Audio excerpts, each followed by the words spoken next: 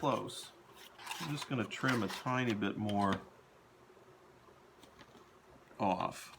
Neatness counts.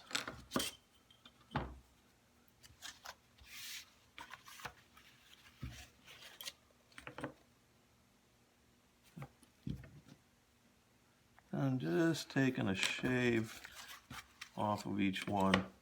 That one looks pretty close. This one's big. Just a hair.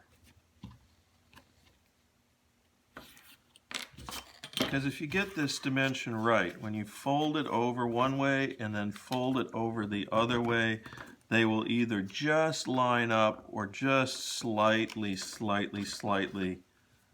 overlap. Okay? And just go ahead. Oh, that one's dead perfect. That one is dead perfect. So I'm just going to test all of them. This is good. This one's still a little big.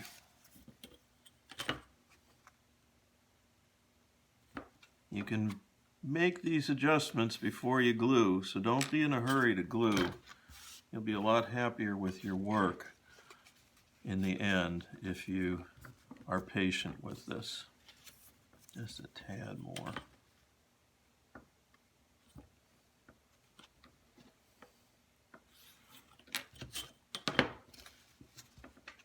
What is there to live for if we do not live for a life of quality? So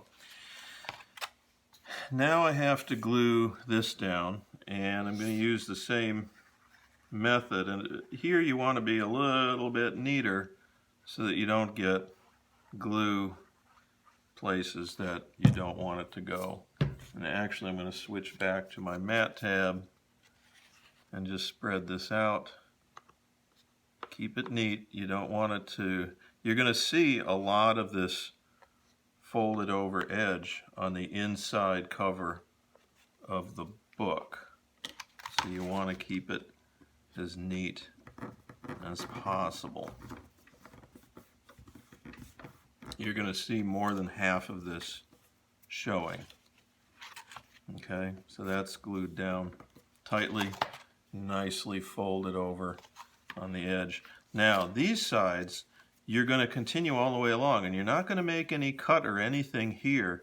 You're just going to glue this all the way across, but you are going to push that down, and I'll show you that right now.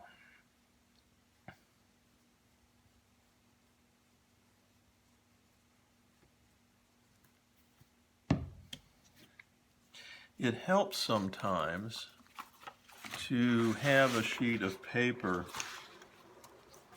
underneath just to keep your work surface clean. So if I get a little glue, this is going to be really important later on when you're assembling the book at the very end of the project. I push this over, pull it over roll it over here very tightly. I'm pulling quite hard to get this to roll over and working out the wrinkles. And I'm going to take my bone folder or spoon and push this down really well. And while the glue is wet, this is where having a bone folder is really helpful. But if you don't have a bone folder, try using this part of your ballpoint pen cap, the little clip. That actually works quite nicely. So that's going to be pushed down into there and allow it to fold very easily. So I'm going to finish up going all the way around the outside with the glue.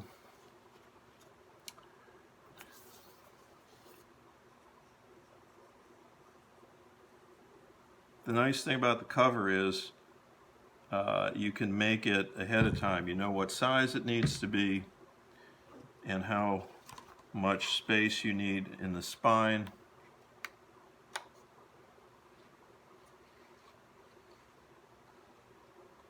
And that 1/4 inch space is pretty generous, but that it will allow you to use mat board or a variety of cardboards and have enough space for the book to close properly.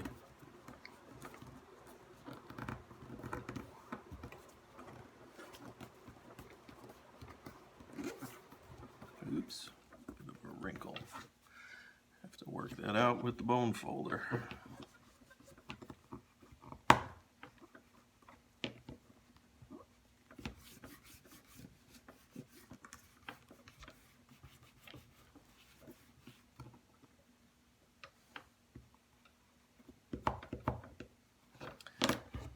The reason also for folding this over here is that it gives some strength to the book when it's flexing. You can see how that creates a nice little spine right there. There's a lot of stress on the paper at this joint, but by folding it over and gluing it to itself, you've reinforced it quite a bit. Last side.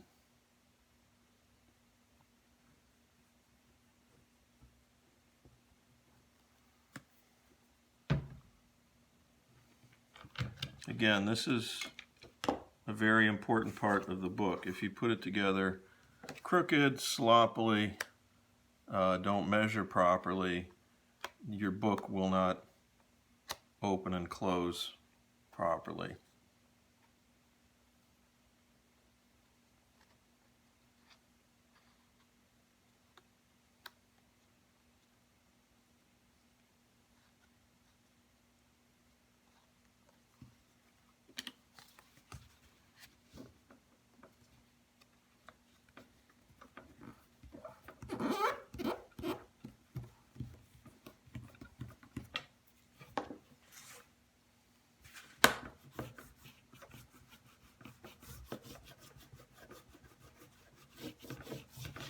Okay, so there is my book cover.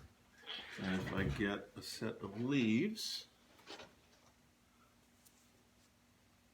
I have to figure out where I put my leaves to the book.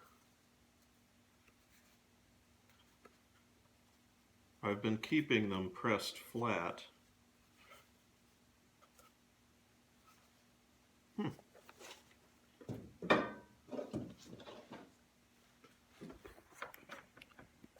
Sorry about that. I've got to go find my leaves.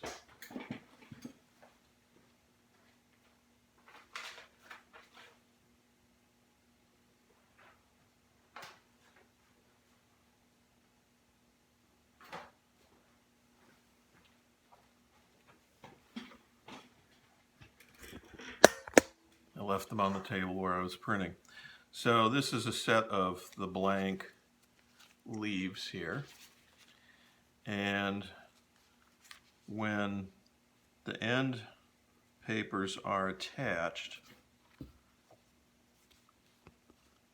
the first page will be attached to the front cover.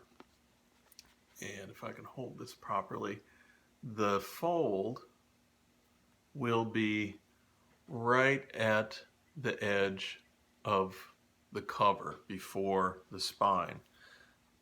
The last page, which is the other end paper, that will get attached in the same way on the other side, right up against the spine of the book, so that when it closes, the leaves fit inside. And you can see that by measuring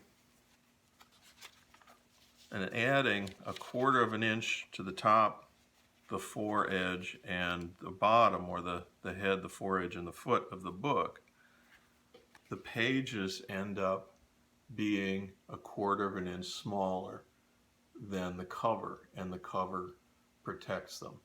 Now, we're not going to have a sewn binding on the back side of the leaves. So when this book is done, the accordion can sort of flop out of the covers of the book. There's nothing holding it back on the inside.